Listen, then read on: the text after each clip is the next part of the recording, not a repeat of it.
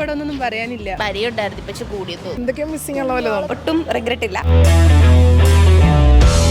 കാലം കൂടിയിട്ട് മോഹൻലാലിനെ നന്നായിട്ടൊന്ന് ആസ്വദിച്ച്. സ്ത്രീകൾക്ക് സപ്പോർട്ട് ചെയ്യുന്ന ഓഫ് കോഴ്സ് ഒത്തിരി നമുക്ക് ഒരു ഒരു ഒരു ഗഡ്സ് തോന്നത്തില്ല ഇതൊക്കെ കാണുമ്പോഴത്തേക്ക്. നമുക്കിനി എന്തെങ്കിലും പറ്റിയാലും നമുക്കും തിരിച്ച് എന്തെങ്കിലുമൊക്കെ ചെയ്യാൻ പറ്റുമെന്ന് തോന്നും.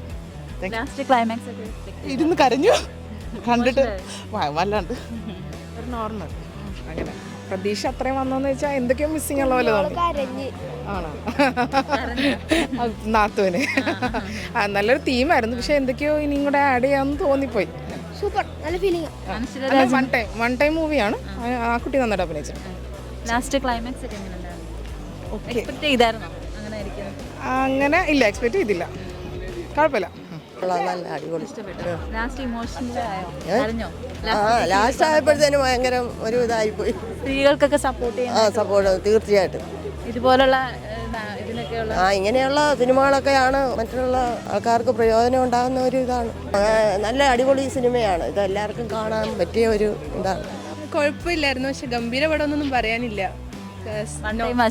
വൺ ടൈം വാച്ച് എന്നും പറയാനില്ല. ഇപ്പം എല്ലാത്തിനും ഒരേ തീമാണ് വരുന്നത്. അതിൻ്റെ ഒരു പിന്നെ മോഹൻലാലിൻ്റെ അഭിനയം നന്നായിട്ടുണ്ട്, അനശ്വര രാജൻ നന്നായിട്ടുണ്ട്, അത്ര തന്നെ ഉള്ളൂ. അല്ലാതെ ക്ലൈമാക്സ് നന്നായിരുന്നു, പക്ഷെ നമ്മൾ പഴയ ജിത്തു ജോസഫ് ഫിലിമില്ലേ ദൃശ്യത്തിൻ്റെ ലെവലിലേക്കൊന്നും വന്നില്ല എന്ന് പറയണം. അങ്ങനെ ആ ഹൈപ്പ് കാരണം എക്സ്പെക്ട് ചെയ്തായിരുന്നു, ദൃശ്യത്തിൻ്റെ ലെവലിലേക്ക് വന്നിട്ടില്ല. സ്ത്രീകൾക്ക് സപ്പോർട്ട് ചെയ്യുന്ന അതുണ്ട് എന്തായാലും, അതിപ്പോൾ എല്ലാ പടത്തിലും ഉണ്ടല്ലോ. നല്ലതായിരുന്നു, എനിക്കിഷ്ടം. ഇമോഷണൽ ഇച്ചിരി കരഞ്ഞു.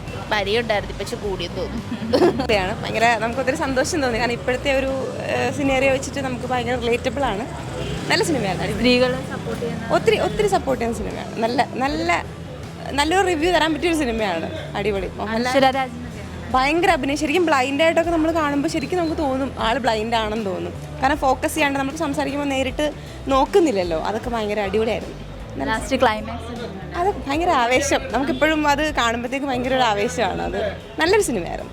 മറ്റേ അനുശ്വരാജിന്റെ അമ്മയായിട്ട് അഭിനയിച്ച അവരും നല്ല എല്ലാവരും അടിപൊളിയായിട്ട് ചെയ്തിട്ടുണ്ട്. ഭയങ്കര നല്ല സിനിമയെന്ന് ആണ് പറയാനുള്ളത്. ഏറ്റവും അടിപൊളി സിനിമ. എക്സ്പെക്ട് ചെയ്താണോ വന്നത്? ഞാൻ ആക്ച്വലി ഒത്തിരി റിവ്യൂ കണ്ടിരുന്നു, കാരണം നേരെ എന്ന് പറയുമ്പോൾ അത് കാണണം എന്ന് പറഞ്ഞതിന് രാവിലെയാണ് ടിക്കറ്റ് ബുക്ക് ചെയ്ത് ഇങ്ങ് പോകുന്നത്. അപ്പം കണ്ടപ്പോഴത്തേക്ക് ഒത്തിരി സാറ്റിസ്ഫൈഡ് ആണ്. ഇന്ന് വേറെ പ്രോഗ്രാമൊക്കെ ആണ്, അതെല്ലാം മാറ്റി വെച്ചിട്ടാണ് ഇങ്ങോട്ട് വന്നത്. ഒട്ടും റിഗ്രറ്റ് ഇല്ല, അടിപൊളി സിനിമയായിരുന്നു.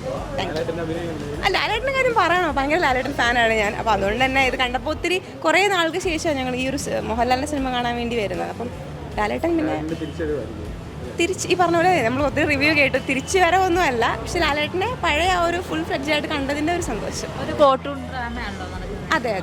അപ്പം നമുക്ക് കോർട്ടിലെ പല കാര്യങ്ങളും നമുക്കിപ്പോൾ അറിയാൻ പറ്റി. ഇപ്പം ജഡ്ജിൻ്റെ മുഖത്ത് നോക്കി സംസാരിക്കണം, അതൊക്കെ അവർ വീണ്ടും കാണും. നമുക്കതൊരു അവയർനെസ് ആണ് അങ്ങനെയാണെന്നൊക്കെ ഉള്ളത്. നല്ല സിനിമ, നല്ല സിനിമ, അടിപൊളി സിനിമ.